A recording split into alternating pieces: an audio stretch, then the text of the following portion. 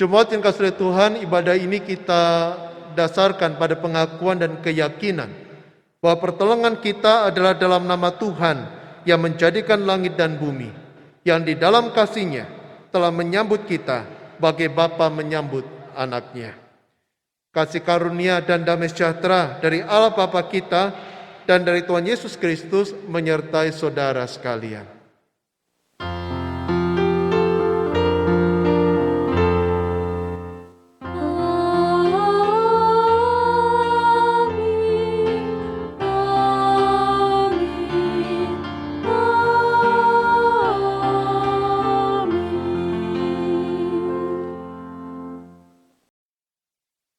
Jemaat yang dikasihi Tuhan, siapa di antara kita yang tidak ingin menjadi yang utama, berada di posisi atau kedudukan yang terhormat, seperti penguasa, bangsawan, dan orang kaya? Orang seperti itu akan diperlakukan secara istimewa, dipertamakan, disambut. Sehingga sangat manusiawi jika jemaat Tuhan menginginkannya. Namun kita perlu mengingat bahwa Tuhan Yesus datang ke dunia untuk menyambut mereka yang hina, kecil, dan tidak diperhitungkan. Karena itu pada hari Minggu ini kita merenungkan teladan Tuhan Yesus yang menyambut dan bukan disambut.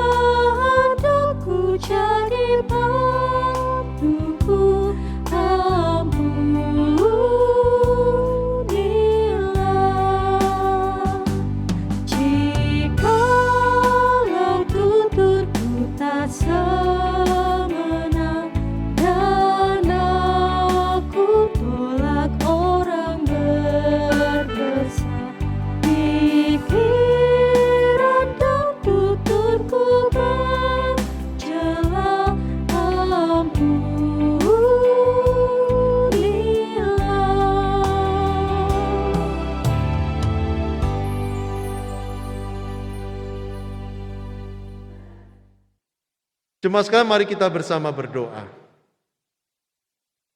Tuhan yang Maha Baik, terima kasih untuk anugerah demi anugerah yang Tuhan berikan dalam kehidupan kami. Terima kasih karena Engkau bersedia menyambut kami, orang yang berdosa ini. Bahkan Engkau berkenan memulihkan hidup kami dan menjadikan kami sebagai anak-anak-Mu. Tuhan, di hadapan-Mu pada saat ini kami pun merendahkan diri kami dalam penyesalan. Karena kami menyadari keberdosaan kami. Betapa sering kami justru menjadi angkuh, kami sombong, memandang diri kami sendiri, mengejar ambisi kami, dan bukan melakukan apa yang Tuhan inginkan. Bahkan demi memuaskan ambisi kami, rasa haus akan harta dan kekuasaan, tidak jarang kami menyakiti sesama kami. Tidak jarang kami menyimpang dari jalan Tuhan. Tuhan, kami menyadari itu semua melukai hati-Mu. Karena itu kami merendahkan diri kami, memohon pengampunan, memohon belas kasihan. Memohon Bapa, layakkan kami untuk beribadah bersama, memuji dan menyembah Engkau. Terima kasih ya Tuhan. Doa ini kami panjatkan hanya di dalam nama Tuhan Yesus Kristus. Amin. Jemaat sekalian, dengarkanlah berita anugerah yang terambil dari Injil Markus 9 ayat yang ke-37. Markus 9 ayat yang ke-37 demikian. Barang siapa menyambut seorang anak seperti ini dalam namaku, ia menyambut aku. Dan barang siapa menyambut aku, bukan aku yang disambutnya, tetapi dia yang mengutus aku. Demikianlah berita anugerah dari Tuhan.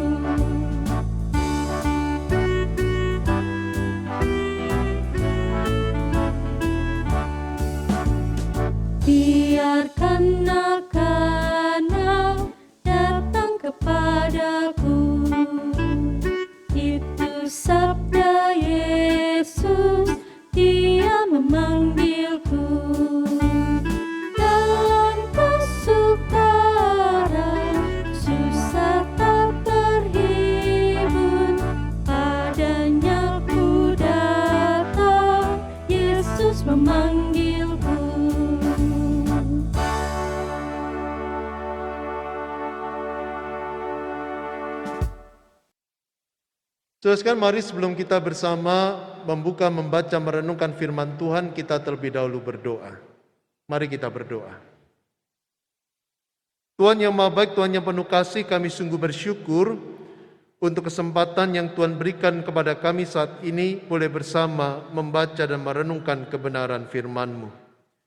Kami percaya Tuhan akan menolong kami sehingga kami dapat mengerti, memahami firman-Mu dan melakukannya dalam kehidupan kami hari demi hari.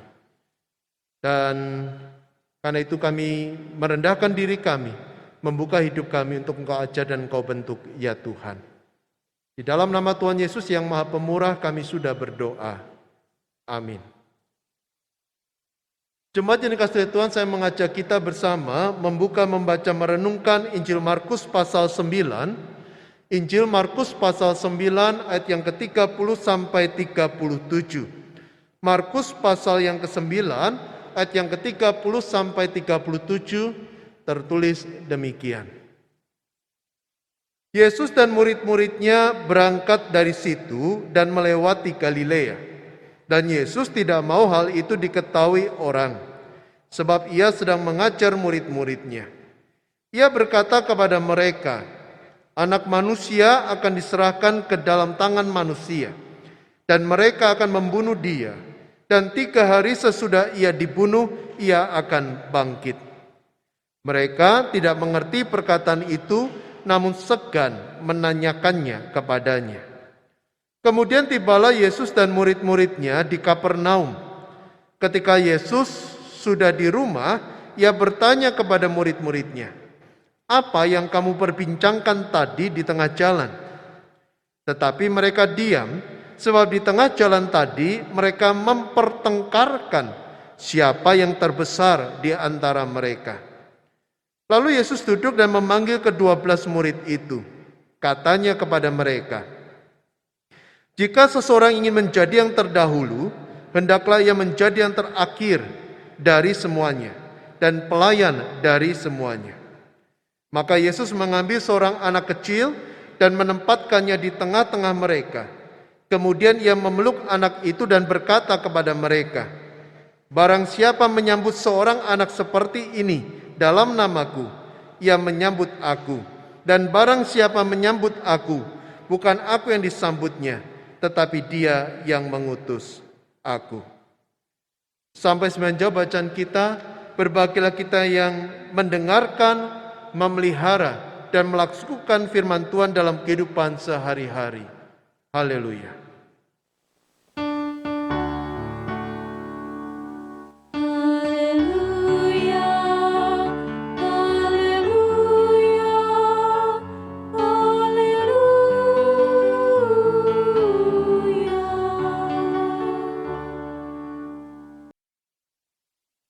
Saudara, tema ibadah kita pada hari ini adalah menyambut bukan disambut.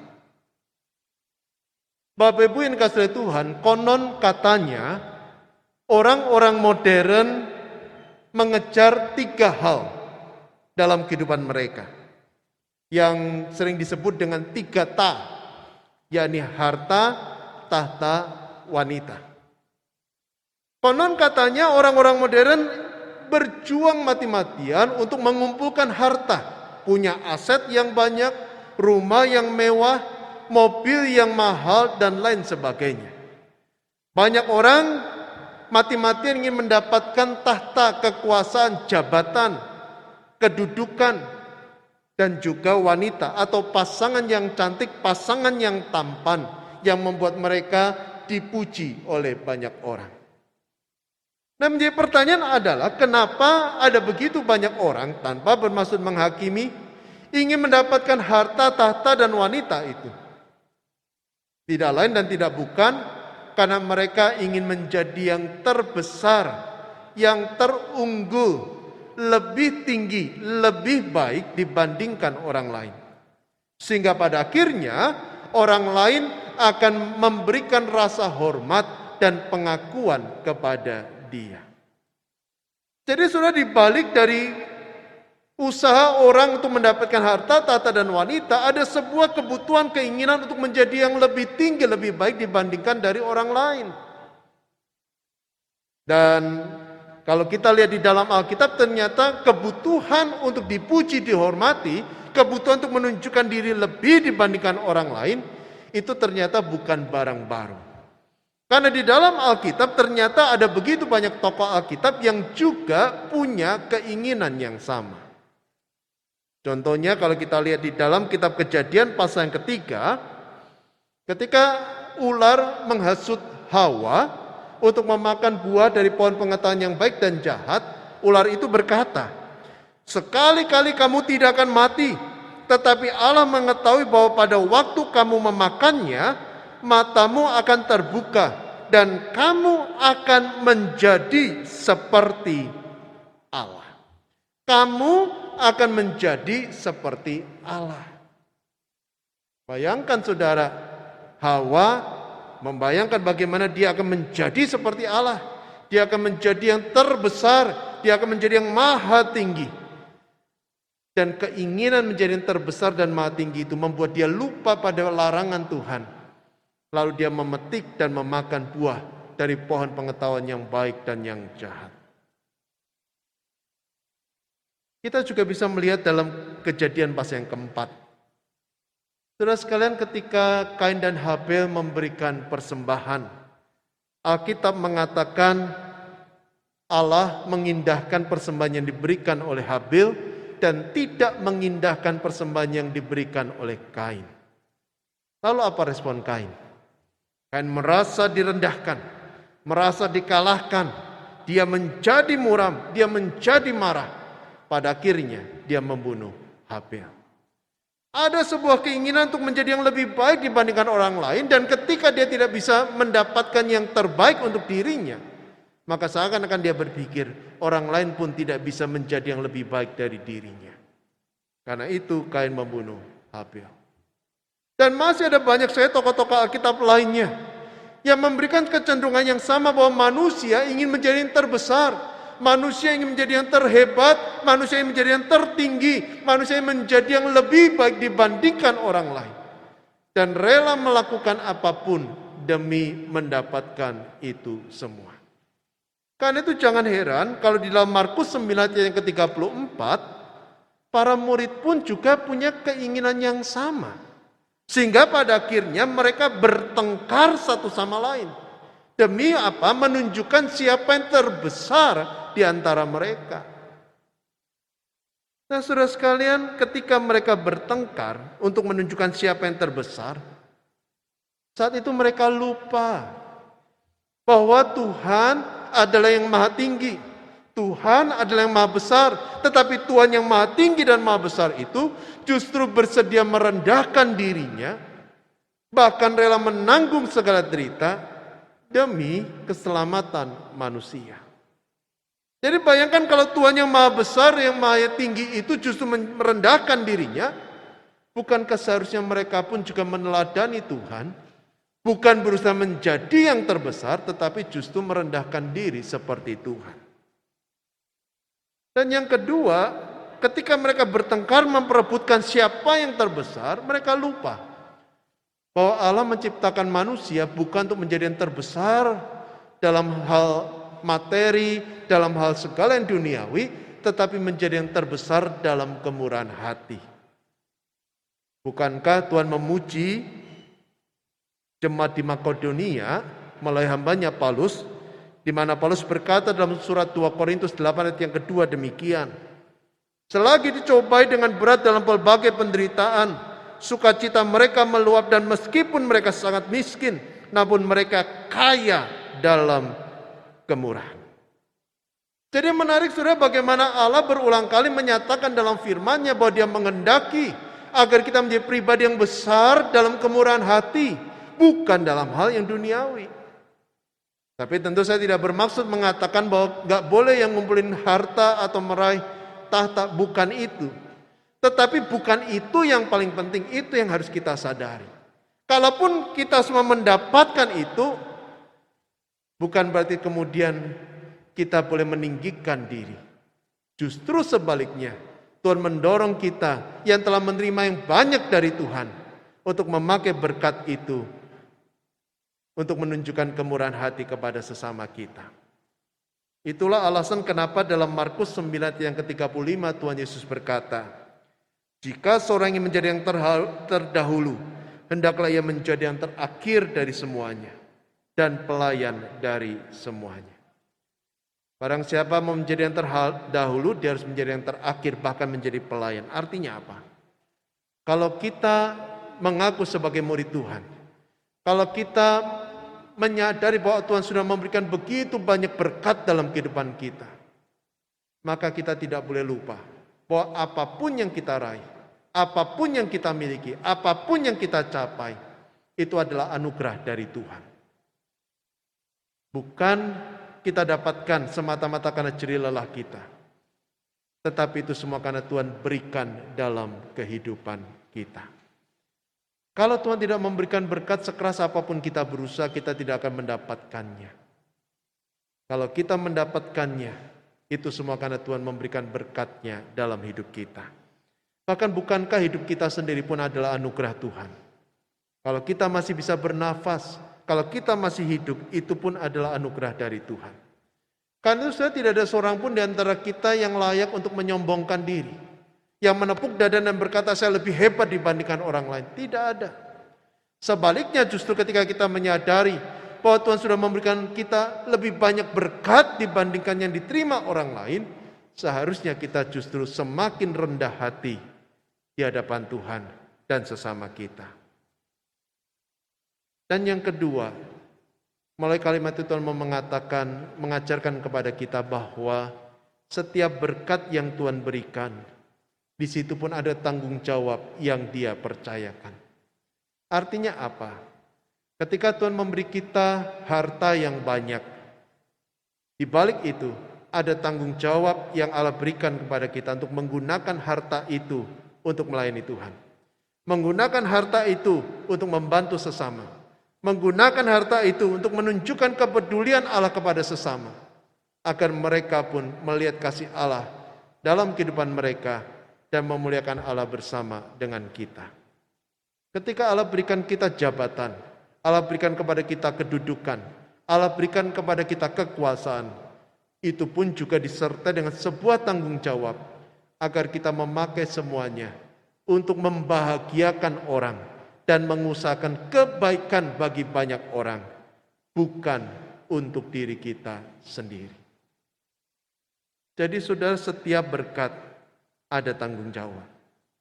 Ketika kita menerima berkat lebih dibandingkan orang lain, yang membuat kita seakan lebih tinggi dibandingkan orang lain, sepertinya kita punya tanggung jawab yang lebih besar dari orang lain. Karena itu saudara, mari saya mengajak kita bersama untuk mulai belajar bersama, menyadari semua yang kita miliki adalah berkat dari Tuhan, yang kita harus syukuri dan kita harus pakai untuk menunjukkan kemurahan hati kepada sesama kita. Mendatangkan kebaikan bagi mereka, mengusahakan kebahagiaan orang-orang yang ada di sekitar kita. Niscaya pada saat itulah kita akan menjadi yang terbesar di hadapan Tuhan. Amin.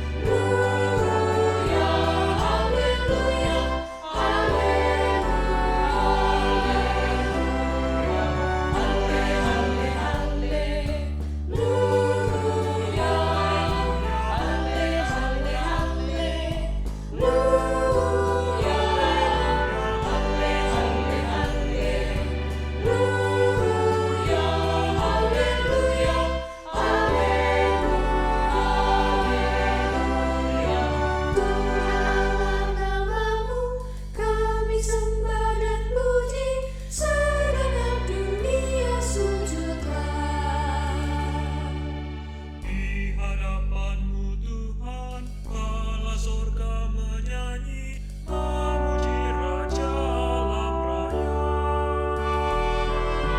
Halle, halle, halleluya. Halle, halle, halleluya.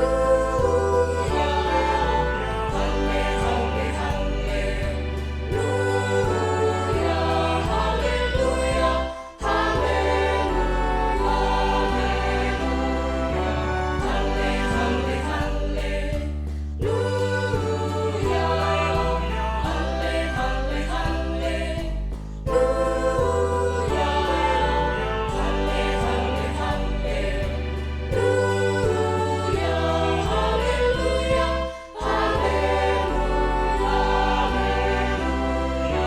Tuhan Allah namamu, kami sembah dan puji, segenap dunia sujudkan.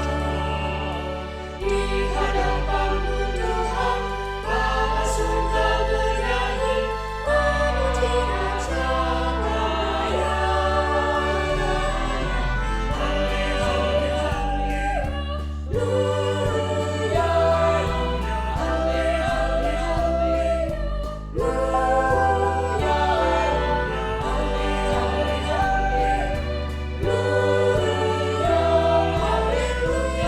Halleluya,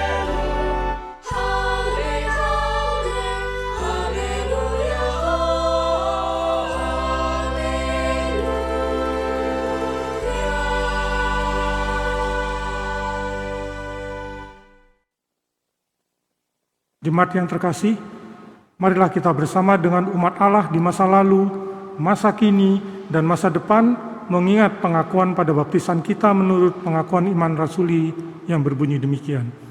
Aku percaya kepada Allah, Bapa yang Maha Kuasa, Halik langit dan bumi, dan kepada Yesus Kristus, Anak yang tunggal Tuhan kita, yang dikandung daripada Roh Kudus, lahir dari anak darah Maria, yang menderita sengsara di bawah pemerintahan Pontius Pilatus, disalibkan, mati dan dikuburkan, turun ke dalam kerajaan maut.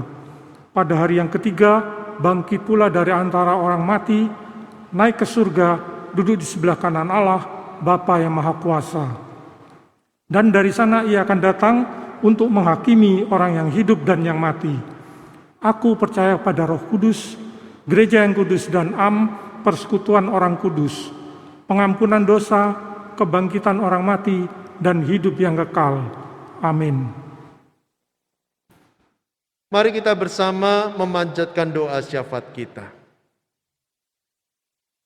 Tuhan, terima kasih untuk firman yang boleh kami renungkan bersama pada saat ini, yang mengingatkan kami bahwa Engkau yang Maha Tinggi sudah datang ke dalam dunia demi keselamatan kami.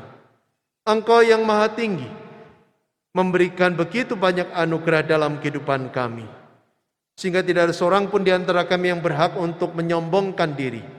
Tetapi dalam kerendahan hati, kami mensyukuri setiap berkat anugerah Tuhan dan memakainya untuk menjadi saluran berkat bagi banyak orang.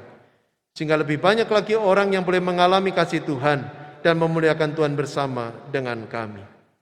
Saat ini kami pun ingin berdoa bersama, menyerahkan setiap kami beserta pergumulan yang kami alami. Berdoa untuk pekerjaan kami, berdoa untuk studi kami, keluarga kami. Berdoa juga untuk saudara kami yang sakit.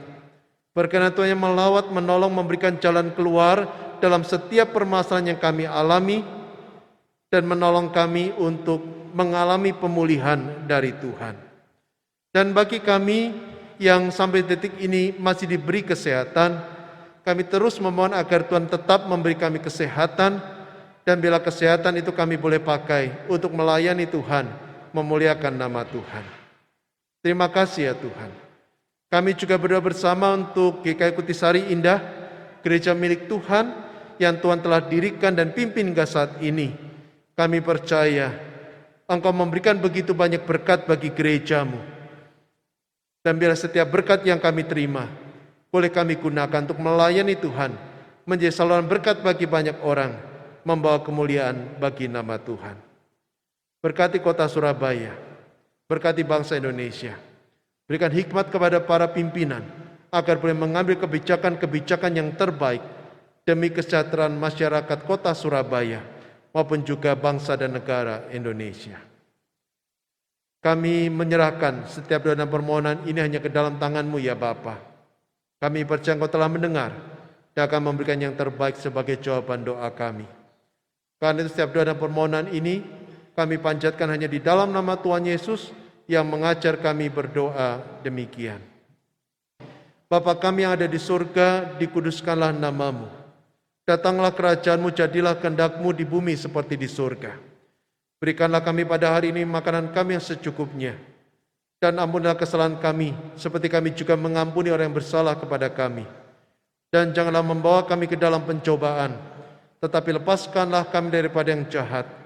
Karena Engkau yang punya kerajaan, dan kuasa, dan kemuliaan, sampai selama-lamanya. Amin. Kini tiba saatnya bagi kita untuk memberikan persembahan. Hari ini kita tetap bersyukur dengan menyerahkan persembahan kepada Tuhan. Persembahan dapat dilakukan melalui rekening gereja atau men-scan QRIS seperti yang tertera pada layar. Jemaat dapat juga memasukkan ke kotak persembahan di depan gereja atau menyimpannya dulu dan memberikannya saat ibadah minggu diadakan kembali di gedung gereja. Nats persembahan terambil dari Mazmur 54 ayat 6 yang berbunyi demikian. Dengan rela hati aku akan mempersembahkan korban kepadamu, bersyukur sebab nama-Mu baik ya Tuhan. Mari kita berdoa. Allah Maha Besar yang bertata dalam kerajaan surga, terima kasih ya Bapa atas berkat-berkat yang telah Kau berikan kepada kami di sepanjang hidup kami ini. Pada kesempatan ini kami juga memberikan sebagian dari berkat yang telah Kau berikan kepada kami ini Bapa, yang mana kami kumpulkan hanya untuk melebarkan kerajaan-Mu saja Bapa. Bapa dalam surga, biarlah penatua yang mengelola ini Kau berikan tanggung jawab yang benar Bapa. Bapa dalam surga, dengarlah seluruh doa kami ini yang kami panjatkan hanya dalam nama Tuhan Yesus Juru Selamat kami yang hidup. Amin.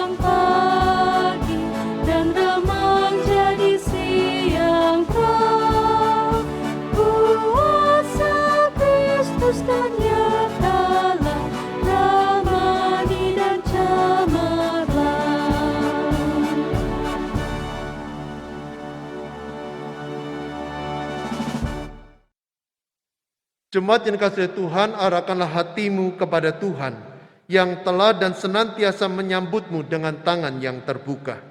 Ikutilah teladannya agar kasih Kristus terpancar dari kehidupanmu dan terimalah berkat-Nya.